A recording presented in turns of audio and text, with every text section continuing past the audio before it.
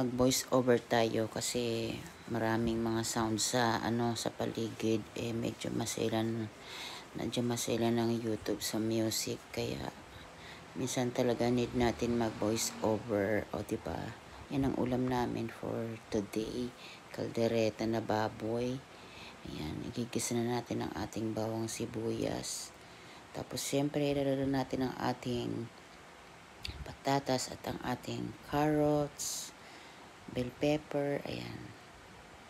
Sunod-sunod na yan. Diba?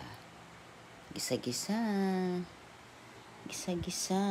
Tapos, nakamarinate ang ating baboy para malasa. Ayan. Diba? Pamangkin ko nagluluto kasi waiting yan ang flight niya. Puntang abroad. O, tapos, ano magagawin niya? May kinukuha siya. Siguro po yung baboy na, ayan, bawang sibuyas. Ayan na nga yung baboy. Na ilagay niya na, ayan. Medyo luto-luto na siya. Saka ilalagay yung patatas, carrots, tomato sauce, tomato paste yata yan, at bell pepper, ayan.